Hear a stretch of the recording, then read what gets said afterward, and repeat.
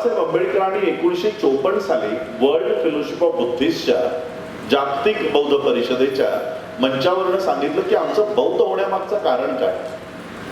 काय बुद्धाने केवळ अभिधम्मच दिला, काय बुद्धाने केवळ विपश्यनाच सांगितलेली आहे, काय बुद्धाचा कोणताही बंधुतेचा संदेश नाही का, काय बुद्धाचा कोणताही नैतिकतेचा संदेश नाही का.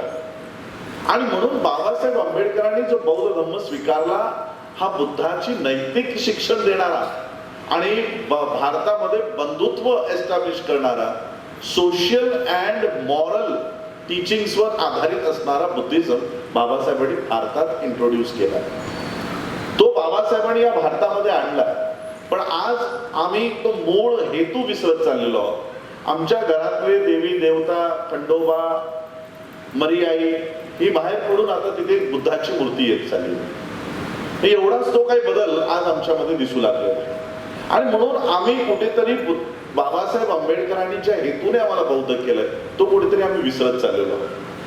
बाबासाहेब आंबेडकरांनी 1950 सालीच या देशाचं संविधान 1949 ला निर्माण करून 50 ला लागू झालं. आणि संविधानाचं पहिलं पान प्रिॲम्बल ऑफ कॉन्स्टिट्यूशन काय सांगतो की आम्हाला या देशात काय अचीव करायचंय, आम्हाला या देशात काय साध्य करायचंय. Liberty, equality, justice and fraternity. समता, स्वातंत्र्यता, बंधुता, न्याय ज्या पद्धतीने आपण सांगितलं. मग बाबासाहेबांना हाही प्रश्न केला गेला की बाबासाहेब आंबेडकरांनी ही जी तत्व आहे, ही जी फिलॉसॉफीज आहेत, ही फ्रेंच रिव्हॉल्युशन मधून उचलली. बाबासाहेबांनी त्यांच्याच भाषणात याचं स्पष्टीकरण दिलं की मूर्ख आहेत ती लोक जी लोक माझ्यावर असा आरोप करतात की मी ही जी तत्वज्ञान आहे ही फ्रान्स मधनं, फ्रेंच रिव्हॉल्युशन मधनं घेतली. ही मी कोणत्याही फ्रेंच रिव्हॉल्युशन मधनं घेतली नाही. मी बुद्धाच्या शिकवणुकीतून ही तत्व या भारताच्या संविधानात टाकलेली आहे. आमच्या डोक्यात बुद्ध फक्त आणि बुद्ध धम्म स्वीकारला. त्रैलोक्य बौद्ध महासंघाच्या वतीनंच तुम्ही काय घेतलं म्हणून आम्ही आलो.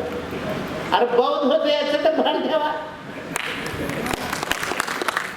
आम्ही बौद्ध होतो याचं स्वागत करता आलं पाहिजे ना. मग कुणाच्या वतीनं काय असणार.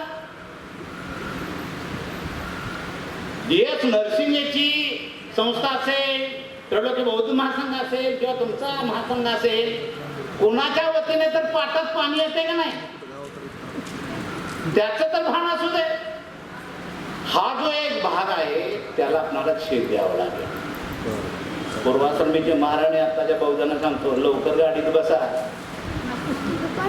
बुद्धाची गाडी सुसाट सुटलेली आहे. पुन्हा म्हणायला आमच्या पुढे गेली. हा जो बौद्ध धर्माचा सोहळा आहे, धर्म दीक्षेचा सोहळा आहे, हे कुणाच्या सांगण्यावरून कोणाला खुश करण्यासाठी. मी जो मार्तंड समाजामध्ये जन्माला आलो तिथं दुखणं काय असतं हे आम्हाला माहिती. तिथं आम्हाला कुठलंही स्वातंत्र्य नाही. बोलण्याचं स्वातंत्र्य नाही, मत मांडण्याचं स्वातंत्र्य नाही, कसलं स्वातंत्र्य नाही. त्यांनी सांगायचं ना आम्ही ऐकायचं.